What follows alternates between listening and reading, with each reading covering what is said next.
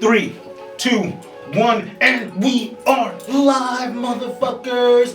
This is your venerable home team, and I am joined once again by the alternate, making his comeback, all smazzled up, outdoing me. What is this nonsense? But we got business to attend to, and we have big things because today, ladies and gentlemen, Ike, your boy falls. Your boy falls tomorrow at UFC 292, headlined by Aljamain, the FunkMaster Sterling, and Sean, the Suga Show O'Malley. But before we get into that, man... We're in Boston, baby. They are in Boston. We're in Boston. So how you feeling? How you feeling about Boston? You think Boston is gonna... Like, Sean O'Malley's a Celtic, you know what I'm saying? Okay. What's that mean? What's that mean to me, Larry Bird? The luck of the Irish. True to nose. Well, we're gonna see, but before we get there, Doug, let's talk a little bit about Chris Weidman and the comeback. The All-American Chris Weidman, what was this, a year or 2 years now? He's been on, it's actually a 2-year layoff. Actually, I put this right here just so we could see. Y'all can't see it because YouTube is going to flag us, but check this shit out. This is the play? This is the play that ended it all. Did you see that? Oh. I don't like to look at it. That's what it sounded like? Listen. Oh. Ooh. Okay, so he's coming off a 2-year layoff off of that. Okay. Thoughts on his comeback and if he will ever be the same Chris Weidman that beat Anderson Silva to become the middleweight champion?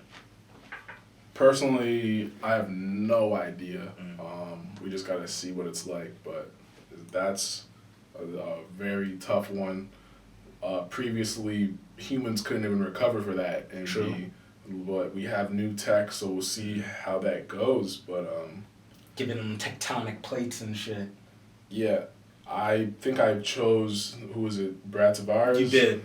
I chose him just for that reason. Damn. So, it's a tough one. It is. I mean, and look, man, it's so crazy that injury has only happened to 3 people in the UFC, and 2 of the people that have been a part of it, it was Chris Weidman both times. So Chris Weidman obviously broke his own shit. And then when Anderson Silva went to kick him, he checked Anderson Silva's leg kick and so he fucked up Anderson Silva. Wow. So he's been part of the 2 out of the 3 those type of injuries. And in my opinion, I do think that he's taken enough time. I think he's dialed in a way that we don't know. And a part of me, if I do say so myself, is kind of hoping that this is an indicator that when Conor comes back, he's going to be in great shape. You know, like what you said is true. Like years ago, these sort of injuries were career ending. But we know what tech can do now. We know what stem cell can do now. And we know what PT... Steroids can do. Wow. Chris Weidman isn't on steroids. Yeah, I really just don't know. But if it was without the injury, I would have said Weidman. Mm-hmm. I just don't know. So yeah. Well, we also got Chito Vera versus Pedro Munoz coming up. I know you said you had Chito. You had Chito? Yeah, I had Chito. All I've seen from Pedro is getting pieced up by Sean O'Malley. Damn. So, and I think Chito is a durable guy, but at the same time, even O'Malley was piecing him up when I saw that fight. So, you don't believe that? I think that this division has levels. There's just there's levels in this division where like the best can make the other guys look like babies almost. Very true. Like very, very true. But I think also that this division is one of the most deepest as well. I think... Yeah, but at the same time, those guys that have lost are coming back. Like, for sure. Sanhagen versus O'Malley would be a banger. That would be a banger. Yeah. And again, I'm not trying to discredit Sean O'Malley. He definitely deserves to be here at this juncture, especially after defeating, if you can call it that, Pio Thurian. But I think there are a lot more challenging fights for Aljo at 35 than Sean O'Malley. And we kind of discussed this a little bit in the sense that I truly believe that, this is Sean O'Malley's toughest contest. There is no one who sort of matches up wrongly for Sean O'Malley than Aljo. I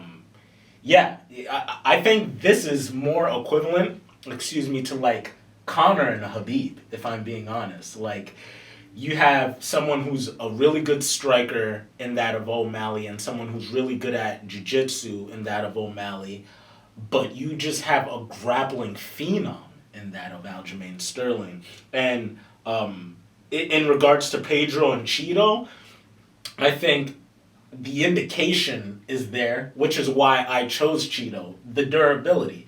If we know anything, we know Pedro Munoz comes to bang and Cheeto comes to bang.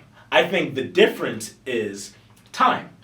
If Cheeto waits till the third round to get started, yeah, you're right. Munoz might take it.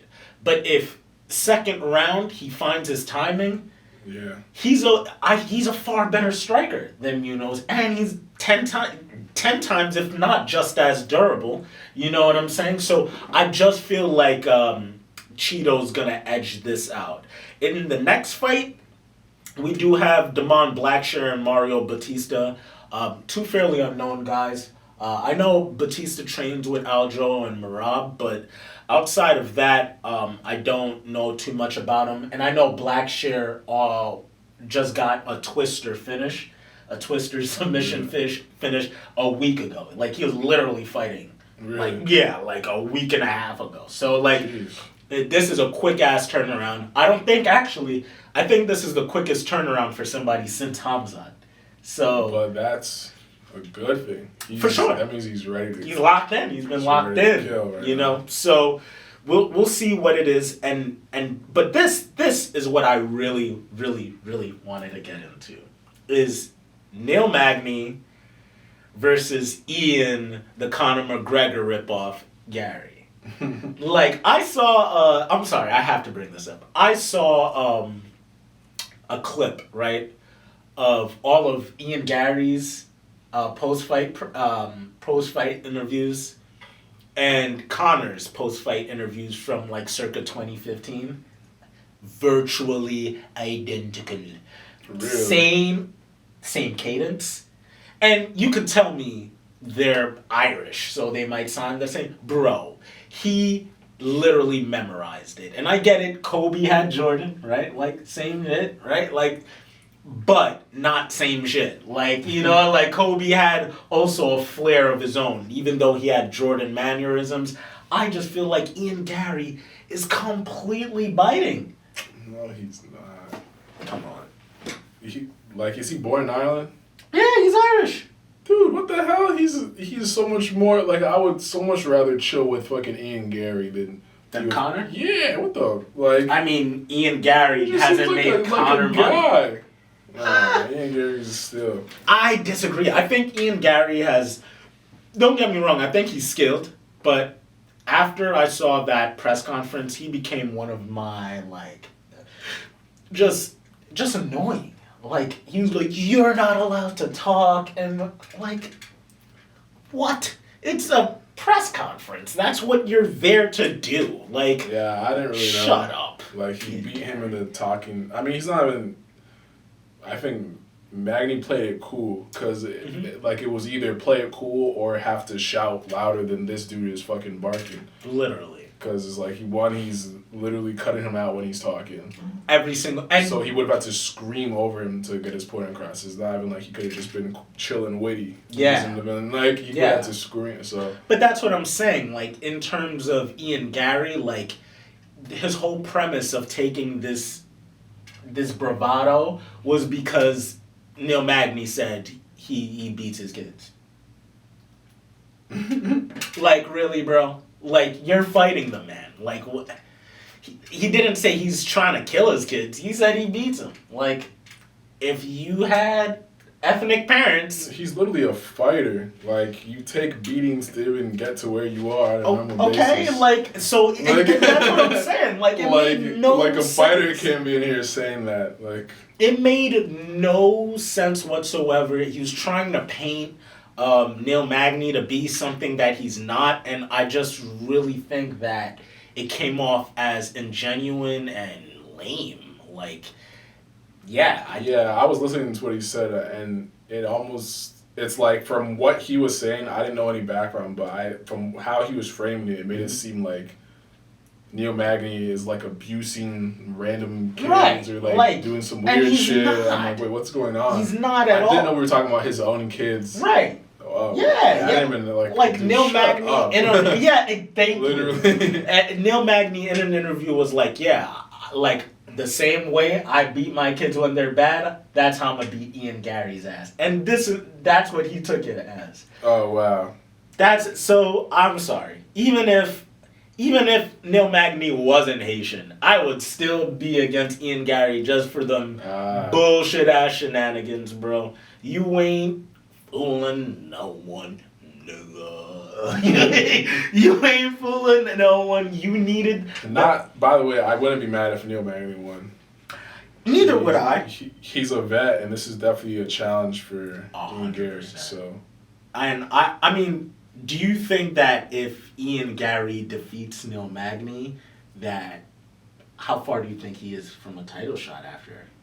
I feel like if he does beat him, it has nothing to do with who's like mentally processing the fight better. I think he just beats him because he's like faster and younger or something. I don't think, and he like is good enough to know what to do. But it doesn't mean that like if Magny was in his prime, he's gonna just beat him. So like I think like this is Jalen Turner versus I know who you're Dan Hooker. About. Yes. It's something like that. It's like it's just a challenge, but obviously he has more zeal and has more like upfront like power, speed, and like all that stuff that should win you a fight, So. And experience. I think experience, like you said, is the biggest factor for Neil Magny going into this. Like Magny's gonna have to bring Ian into some dark waters. Yeah, he is. That's the only way he wins. Yeah, because if this stays in the middle of the cage, exactly. He's gonna have to bring it into some deep waters, and who's better to do that than Dan Hooker? That's true. Dan Hooker will drown you. Hooker's like, well, we're going. Literally, and there is no stop until you literally stop him. And you know what? And speaking about stopping people, bro, Amanda Lemos hit so fucking hard. Does she? Yo. Wow. That I really like she hits harder than Weili? With the hands? Yes. Really? With the hands, for sure. Not kicks. I don't know, man. Weili been doing karate since she was like out the womb, man. Her base is ridiculous. Lemos is like kind of wiry, tall too, right? Yeah. She has that like Izzy power, bro. Someone like that might be an issue for Amanda if who's younger. Or you mean for Weili? Yeah. For Weili. Well, younger. That's a good question. I believe Weili might be younger, actually. Really? Yeah. I could be wrong. This is gotta check. It's all right. Oh, I definitely want to check. This is Googleable information. Bear with us. Yeah, she's 36. Oh, okay. Weili is like what, 34.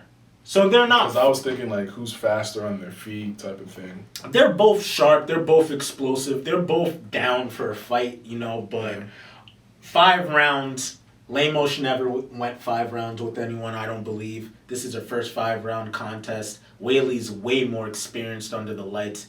And I feel like technically everywhere, Weili is better. But Amanda has the jiu-jitsu, and she has the power in her hands to stop any female from 125 and lower. She is a problem. But I'm very intrigued to see how. I think it goes the distance, honestly. Really? Yeah, I think it's gonna be a 5 round war. Honestly, I think Wei Lee might be fight of the night. Like I'm calling that fight of the night right now. Yeah, I'm calling that fight of the night. If not, it'll be because the next fight is either gonna be knockout of the night or submission of the night. Yeah, honestly. What are the ways to victory for O'Malley, man? Let's not waste any more time. I know you wanted to talk your shit. Honestly, the only way to victory that I really see is standing it back on the feet, maybe once or maybe twice, 3 times, being able to stand it back up on the feet, and then still lock in with the striking somehow. So he's going to have to fight Aljamain Sterling. If Aljamain Sterling gets ahead of him, cool, do their exchange on the ground, and then Sean O'Malley and he has to have enough in him still when they stand back up to be able to do something. So he's got to utilize the fucking cage. He's got to utilize It's like when Aljo is about to shoot and he feels like he might get taken down, he needs to get towards the cage. Like he needs to play everything as smart as he can possibly play it. The way to victory is by knockout. The way to victory is by...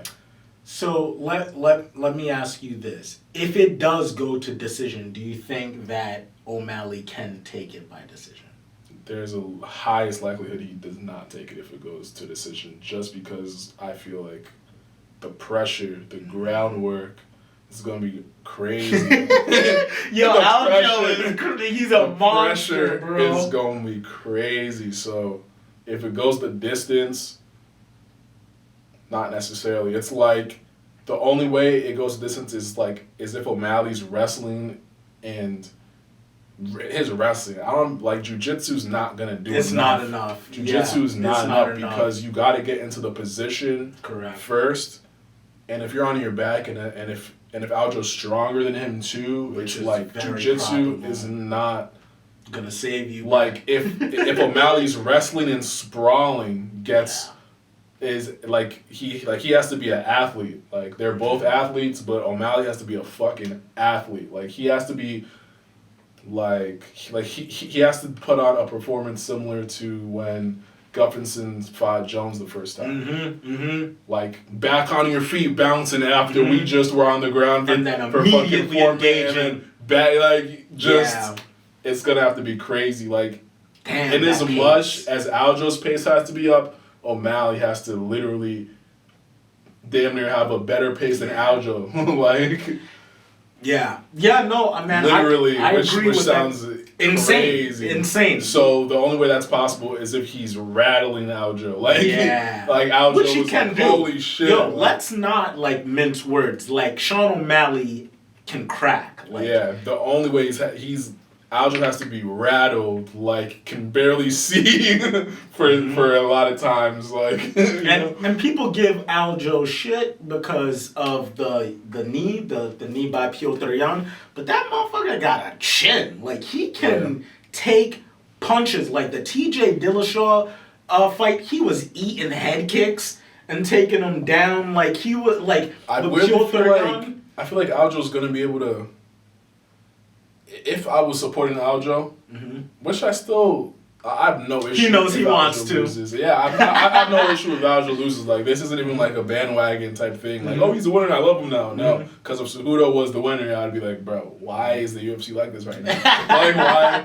You know what I'm saying? Right. So this is Aljo. I actually fuck with him heavy, so it's not been like that. But yeah, what was I about to say? If Aljo, you were talking about if Aljo. You fuck with Aljo heavy. Sean O'Malley's pace has to... I feel like, if I'm being honest, Aljo's the one guy who could, after seeing how O'Malley knocks people out, he's obviously very studied him a lot. 100%. He is a student of the game. O'Malley has a lot of tools, but I feel like his 1-2. It's like people just don't see his 2 coming, or his 2 is just lightning. He's a sniper, man. He knows how to hide it. He knows how to hide it really well. It's really just that 2 that I see, or his fake 2. Yeah. And I feel like that's what Aljo's ready for. Yeah. Like, if there's one thing that they practice to defend, it's a 1-2, or just a really powerful... Or slipping under the 2 and going for a takedown. You know? So I'm feeling like when O'Malley has his break and is ready to just do his bang bang, like, that's when he's going to be getting taken down. Yeah. So that might be like, if they studied O'Malley well enough, which by now you should be able to. He's had plenty 17 fights. You know, like, if they studied O'Malley the way it's going to be tough for O'Malley to just get off that clean shot that he loves to always do. Yeah, man, it's hard to disagree with anything you really said. I think one thing I do want to push back is I don't think this fight is going to be between who is the better athlete. Because I think both of these guys are top-level athletes. I think they both compete at a very high level under the bright lights, and Sean O'Malley has had that spotlight on him pretty much since Contender Series, right? So he's used to the attention by now. A championship light is more pressure, but the lights aren't any brighter than they have been for him because he's already a superstar. You know what I'm saying? Yeah. So I don't think that'll faze him. What I do feel like are the advantages, are the intangibles. It's like body structure, right? Like, O'Malley got long limbs. That leg is open for leg locks, open for Inchugari rolls, open for the back. He has a short torso. Like, I feel like the person who wins this fight will be a person who is truly the student of the game. And the reason why I have to go with Aljo is if you go to FunkMaster MMA on YouTube and watch any of this man's breakdowns, I don't see a single MMA professional fighter who breaks down with more detail than Aljo. The only person is Dan Hardy. And he's not even fighting anymore. The man's a coach. You know what I'm saying? Like, Aljamain is so detail specific, man. This is the one issue for O'Malley. Like, he is his IQ is underrated. No, because O'Malley has a super high IQ, it seems like, just naturally or some shit. Absolutely. But Aljo is right up there. Aljo's right up there. He's right there with him. Like, if not better. Like, Aljo is literally a coach. Yeah. He's literally a coach. He does coach. He's literally a coach. He does coach. So he's literally a coach, like. And again, I wish they had done Ultimate Fighter. Oh, that would like if Tim and Sean have call-outs, imagine what fucking Aljo and his, like, they're probably just like black red. Right? Aljo just starts fucking going for the backpack. Bro, getting on that backpack. Yeah, like, man. you know what I'm saying? Like, these dudes are coaches. This fight is definitely going to be one of the bangers. But before we go, I do want to take a quick little diversion to boxing and talk about the Jermell Charlo versus Canelo Alvarez fight. Just for a bit. We saw that this 45 belt, or, you know, the welterweight belt, was won by Bud, right? And ever since Bud Crawford beat Errol, it's been disarray because no one knows who's his next real challenger. Right. So my thing is, do you think, or my question rather is, do you think that the winner of Jermell Charlo versus Saul Canelo Alvarez should fight Bud? Or do you think the winner of that fight should move up and fight Bivol? The winner of Jermell Charlo versus Canelo Alvarez. So Charlo and Canelo are fighting. Yeah, that's happening the 19th Yes, of I think October. the winner should fight Bud. Should go down and fight Bud Crawford. They would have to go down to fight? Because Bud can't go up. I mean, he can, but he wants undisputed, and he's waiting for Haney to come up and if challenge. I was already a weight,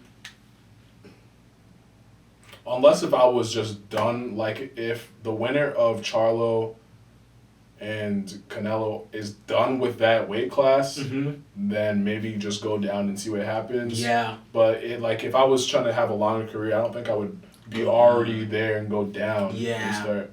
Yeah. And again, I would like for Bud to go up, but I don't think he's going to fight unless it's for, another title. And if they go down, they're not doing catch weight. But if Bud went up, he wouldn't get a title shot? I think, yeah, for sure. 154, he'd get an immediate title shot. But I think that, again, he just became undisputed. You know what I'm saying? I feel like these guys are all pretty similar in height. Charlo's yeah. Charlo is the tallest. Canelo's short, bro. So Charlo must be skinny. Skinnier than... Or how tall is he? Well, there's two. There's one that fights already. Oh, they're twins. Yeah, there's one that fights... I don't even know which one. Fights heavier. I think that's what I'm thinking about. Yeah. And then the other one fights like welterweight. Are they both good? They're both skilled, but Jamel has a mouthpiece, man. Who's the better one?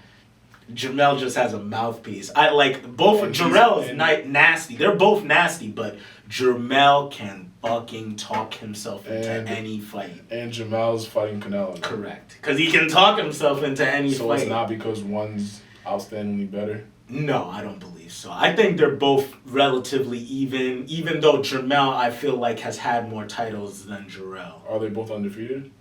Yeah, I believe so. I'm not entirely certain. He said boxing is rigged! I'm not saying it's rigged, but there's no way he was fighting all the... Like, how could you fight the best of the best all the time and beat? Yeah. There's no way. Yeah, no, for sure. That is true. And that's something, again, that we all love about MMA. It's like... Sean O'Malley. The only dude is John Jones right now. And it's not even like John... It's like John Jones, who knows how his career in wrestling went. Ian Gary's undefeated. But I'm saying the only guy who did it for the whole career is like... for their entire career. Like, Yeah. And Bones. I doubt Ian Gary's undefeated with his... Oh, so this is... Charlo's undefeated with his pro boxing. Correct. Okay. Correct. So never mind. Yeah, I think both of the Charlo brothers, if they have lost... Oh, no, Jamel did lose once. He did lose once. But, again, I think boxing landscape is definitely making a push. I think... Let me ask you this, and we'll wrap up with boxing. Who do you think is pound for pound right now in boxing? Pound for pound best, any weight class. Like, not of all time, but... No, just currently right now. From what I know, it's Canelo.